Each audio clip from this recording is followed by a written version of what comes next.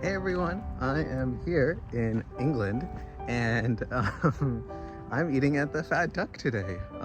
So very excited for that. And yeah, we can jump right in. It's kind of crazy, I know. So yeah, this is a three-star Michelin restaurant in London, England. It's about an hour and a half outside of London, so I took the metro to get here. Very cute restaurant built into the side of a house. It's actually one of the world's best one year, back I think in the early 2000s, and it's been doing really well ever since. So I wanted to come and give it a check out. That's the bathroom, just me waving hi, and this is kind of their upstairs. It is built into a house, so it's very cool aesthetic as opposed to regular types of restaurants. So when you come and you sit in the restaurant, you actually get this cool magnifying glass, and your menu is actually in this little kind of glowing piece of round thing that's right there on the table. But yeah, this is probably actually gonna be the most fun I've ever had at a restaurant. So get ready for some really, really cool dishes that are coming up ahead and just a really fun experience. But yeah, you can see that when you like boom it up and down, the lights actually behind it kind of glow up. And this is kind of because each of the different meals you get are very interesting. So it's just a really cool way to just expect the unexpected when you're kind of eating all these meals. Yeah, they kind of give you a magnifying glass because some of the text in the menu while you're waiting for the dishes to arrive are a little bit tiny. So they kind of just want you to be excited about using all the different senses that are in the that you have to actually eat. So the first thing they kind of brought out was the drink menu. I'm just kind of clicking through. Obviously, since I don't drink, I actually went ahead and wanted to get the playfulness menu. It comes out on an iPad. But what the playfulness menu is, it's a soft pairing and it actually comes with about 6 to 7 different types of alcohol drinks. And yeah, we can go ahead and jump right into the first dish. Before we actually begin, they come out with something called a Nitro dish. The exact name is called Nitro Aperitif. But practically, the idea behind this dish is that a lot of the time when people come and eat at these restaurants, they like brush their teeth before come, what has a weird taste in your mouth. So what they do is they have this foam, and they kind of boil it, not boil it in a way, in some liquid nitrogen, and it kind of pops in your mouth. Think of it like a really refreshing cloud, and they kind of sprinkle some stuff on top, and then just it's a really fresh, cloudy bite, and you're encouraged to eat it immediately, and it just pops in your mouth, and it's a great way to just start the meal. So that was a very fun dish to kind of get started. And the next one is actually called aerated beetroot. And this one is just practically beetroot, horseradish, and mascarpone cream. It's a very unique way that I've never actually had beetroot like that. So it kind of just crunches in your mouth. Just a fun little bite to start. So the first one is actually a martini, but a dry martini. And it's just the non-alcoholic Fat Duck cocktail. It was a very fun, natural, think of it kind of like naturally Sprite. Very, very good. So now this is the next dish. This one is called the Tonic of Botanicals. Now a common theme you'll see in all the restaurants or in the food that comes out is that it's very beautiful. You can kind of think of that one as like a fresh, cold, spicy gazpacho. So yeah, that one was pretty good. So next comes out is another drink. This one was called the Fresh Breeze. You can kind of think this one was a cleansing, not too strong, but a grassy flavor and beachy. And you'll understand why in a second. So in this dish, they actually come out and they bring you this beautiful dish. It almost looks like an art piece. And when you're eating it, this one has like vegetable mushrooms, some broth on the side, daikon, miso, and cucumbers. And this one is called Sound of the Sea because when you're actually eating it, they have the seashell that they bring out on the side. And you actually wear headphones that are playing music of like ocean noises as you're going through. It was just really cool, the entire environment, the grassy drink that they gave me along with just the dish itself. It's very beautiful, makes me feel like I'm at the ocean. The little sand that you see on the dish was actually edible, and it was a perfect dish that just kind of transported you to where my favorite place in the world is for beaches, which is probably Hawaii. So very, very fun. And that one was called Sound of the Sea. So now the next one that got brought out was a nutty Chardonnay. This one is a pretty cool, kind of similar to what you think, just a nutty Chardonnay. Again, non-alcoholic, pretty good. Now the next one, this one was called snail porridge, but since I'm vegetarian and I told them ahead of time, this one is kind of a morel mushrooms with oats on the bottom. It was pretty good. It was just a very thick, heavy dish, but it was nice that they kind of made a vegetarian for me. Next up were their bread and butter. This one was just a burnt wheat bread. It was actually sourdough and their butter. The butter was good. I'll be honest, this is probably my least favorite dish of the night, just because the sourdough didn't really actually have any flavor. It just tasted meh, if the best way to describe it. And I know it's not a very helpful description, but just not something I really loved or remembered from the entire night. So next up was the mock turtle soup, and mock turtle soup is actually something that's pretty common in England and the UK. However, obviously it doesn't have turtle in it. But for me, since it's vegetarian, everything you see there, and also I told them it was gluten-free, so you see a little egg in the middle. It's not actual egg. It's just their take on a vegetable or a mock turtle soup. But for me, they made it. It's kind of like a vegetable soup, but just had a nice vegetable broth, earthy flavors, and there was like a little cute fake egg inside. So that was just like a fun little twist on it. And it kind of reminded, and they had a theme of like with Alice in Wonderland. So they brought this little hat with these two little tiny pieces of bread, and the breads were really fun because they were like white bread with some fake mayo on the inside, like vegan mayo, but then a piece of toast in the middle. So like like toast, which is kind of like burnt bread in a way, but like that in the middle. It just all worked together really, really well, and the presentation was extremely pretty. You can kind of see the little mushrooms that are kind of poking out of the fake egg, and then how cute the little pieces of bread were. And the sandwich, definitely a very, very fun meal and a very, very fun experience. I really actually did enjoy this because I've never had bread like this before, where you have a little piece of toast in the middle. You can tell you're kind of enjoying it. Also, I love little cute morsels of bread like this. It's just a really fun, enjoyable way to eat food, and just the whole aesthetic of bringing out like a hat and like the Mad Hatters of Alice in Wonderland tea dish. That's what the inspiration behind this dish was. And they also they asked if I wanted to use a piece of bread, and I went ahead and tried it because, no one ever turns down free bread. So the next one was just practically easiest to describe this, citry orange juice. That's just the easiest way to describe that, this next drink. It was great. Nothing just too remarkable, just kind of citrusy. So next comes up was beef royale, but again, since I'm vegetarian, they brought out practically a spinach tart instead of beef, which had crumbly pastry, the spinach filling, and cream. This was the same pesto sauce that you saw earlier in a previous dish. So I think because it was the same pesto sauce, this dish actually kind of lost some of its appeal because the flavors are really similar. And also when they mentioned I was coming over the spinach tart, because they gave me like a little entree or menu that you just saw above, I was expecting something more traditional as towards a spinach tart, especially because I think this dish actually took a little bit of a while to come out. And when I actually ate it, that crumble part of it wasn't that remarkable. So I think this dish I was a little bit disappointed in, but overall still had good flavors. Next up was a apple juice with saffron. This one was actually kind of funny because the person who brought out the drink was like, "Hey, I think you're going to recognize flavor in this." And I was like, "Oh, it's saffron." And he was like, "Yep, you're right." Just a funny back and forth, and then him expecting that I would expect the saffron flavor, which I mean I did. Saffron's a pretty hard flavor to miss if you ever cooked or tasted with it. But yeah, this one was just kind of apple juice with saffron. They actually topped me off this one twice without me asking, so that was kind of nice.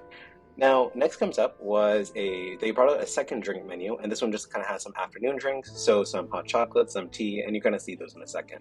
So I got the yellow tea and white hot chocolate are the two that I wanted to try, since those seemed to be more unique. And this first one I actually got was yellow tea, and yellow tea is actually pretty rare. It comes from China, and they kind of ferment and grow the leaves for the tea in a different way, and it tasted very smooth and kind of melted in your mouth as you drank it. Now they actually brought out cereal. So you first eat all the main meals, and then they're bringing out cereal, and you're supposed to pick one of the cereal boxes. And the cereal boxes themselves are actually very adorable. All of them kind of have fun puzzles on the back, or fun stories, or fun games. They can kind of play while you're like waiting. And so you choose one of them, and they bring you out a little bit of milk and some cereal. I could honestly go for a little bit more milk and cereal. They did bring out a little bit, kind of a small amount. But yeah, just some really, really cute anecdotes and stories and stuff on the side. Just fun to, explore and read, and it's just fun when people are nice to you. So they actually have this really adorable keepsake. It's made out of metal. It's like a 1 penny, and it says "The Fat Duck, question everything," which I think is a great life motto. And yeah, I just really adored some sort of souvenir from the restaurant aside from just the food itself. So it's this cute little package of cereal that they kind of give you. You kind of put the cereal in and then mix the milk and you kind of eat it. The cereal was really unique. It actually honestly had a little bit of savory flavor in it. I don't know whether it was miso or what exactly it was, but it was a really nice, nutty flavor, and the milk was sweet. It was just a really intricate, nuanced piece of dish, just cereal, just in an unexpected way. I just took a little bit of a break now, just went up, I just decided to walk around. The wall there is really cool because as you walk past it, their wine cellar lights turn on as you walk by. So just a fun little touch that I saw.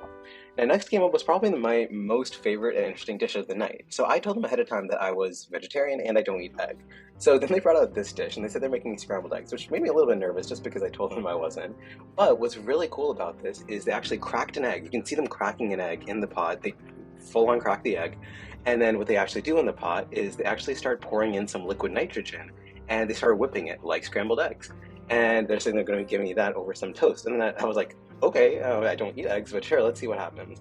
And as they keep on whipping it, what actually turns out to be is saffron ice cream over bread pudding. I know, it's crazy. So they literally cook the saffron, or inside the egg, they cracked it, cleaned it out, and they put saffron ice cream just in liquid form in there, and then they cook it with the liquid nitrogen, and they give it to you. And it literally looks like scrambled eggs. And right there, as you see it being put in, like if you've ever had scrambled eggs, that's what it looks like, I think. It was just a really fun dish and unexpected that they literally like crack the egg in it, and it's really fun because I never had scrambled eggs, so just getting to have that experience made me really happy. So that's this dish. This dish was probably my favorite and most fun I've had the entire night. Highlight of the meal, very appreciated. And also the waiter was super nice. There's a little coin that they give you and a light above. They also change the lights throughout the night, depending on the meal. Sometimes they were pink, sometimes they were white. It's fun. Just the whole experience was so fun. Next up was probably the most chocolate I've ever had in a dish. It's called chocolate Diles. They have like chocolate mousse, chocolate cake, a nice chocolate wrapper on the side. Then they also have ice cream with a little black pepper wafer on the top with some ice cream and some chocolate crumble on the side. This one is very good, partly called a black forest. It was just overwhelmingly amount of chocolate. And they also actually brought out chocolate wine. And the best way I can describe this is just chocolate cake in liquid form. Very good. Paired really, really well. I think I was trying to sniff it because it had a very interesting scent to it. But yeah, it's not wine. It's just their take on chocolate cake in liquid form. Definitely, if you ever go there, I definitely ask them for this one because it was very, very good. So next came out was the white chocolate, hot chocolate. This one, I'll be honest, I think part of it was I was getting really full, but also I don't know if I actually love this one. They did that's coconut right there that you kind of powder over. But I'm not sure I actually love this. I think the yellow tea was significantly better, but I think I might have also just been really full at this point. I did actually appreciate I just thought the cup was really cool, so I was trying to figure out where they got the cup from.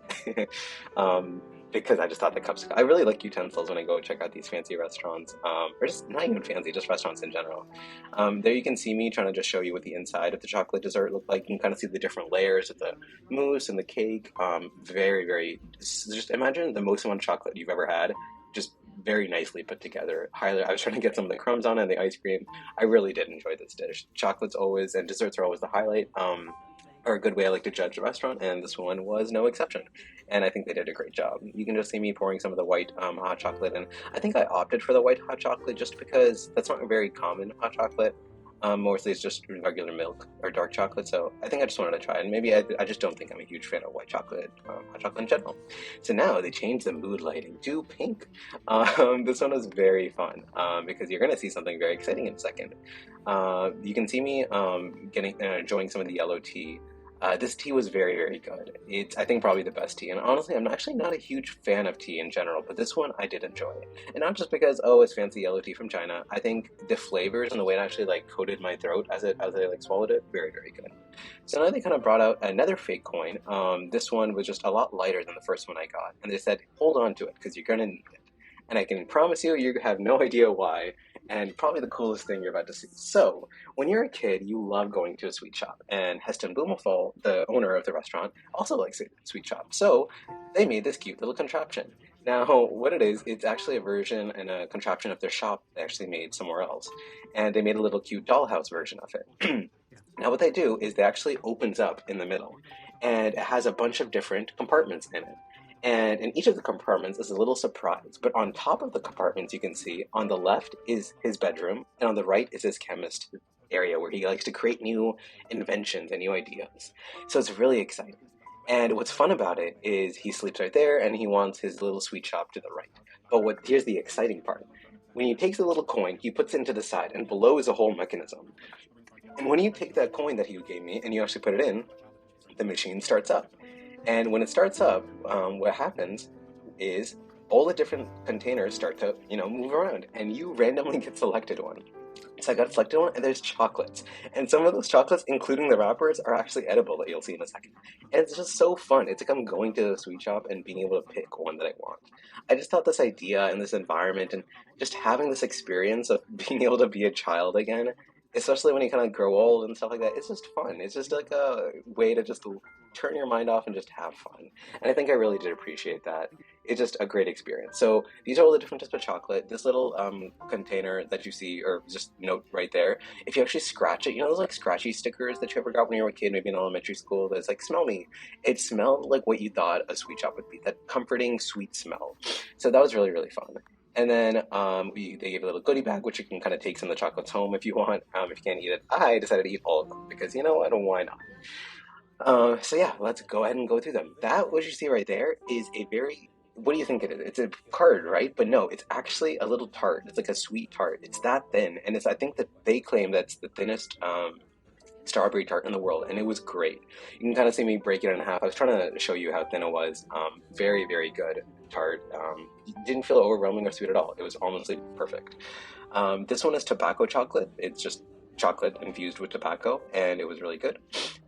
This is how it looks like when you like undo the wrapper. I thought it was, at this point I was thinking I was getting a little bit too full with all the chocolate and stuff, but I just wanted to try it. If you're there, you might as well eat all of them. This is just another chocolate. I think I was just pouring some tea. Oops, I might have spilled a little bit of it. But yeah, it's just some more of the yellow tea. I think I love the color of the tea. Very, very beautiful. Just trying to drink some between the actual chocolate just so I could taste it all. This one, which I believe this was milk chocolate inside. This one is just regular chocolate. I don't think there was anything too special about this one. Next was the pie caramel. And I love caramels, but one thing I always have an issue with is it always gets sticky on my fingers. And I think they realize that too. So what's really cool about this caramel chocolate is the wrapper that they actually wrap it in is edible. And it doesn't have its gelatin or anything. I don't exactly know what they made it. I think they might have made it with some sort of seaweed extract. But it was completely edible. So that whole thing, just pop it right in your mouth and enjoy it. No need to get your finger sticky or anything. So overall, the night will be coming to an end soon. That you can see both the drinks. They gave me a goodie bag. Very terrific meal. I don't think I've ever actually had that much fun at a restaurant. I think the total price for everything, including the drink pairing, came around to $700. Highly recommended if you ever get a chance to go here.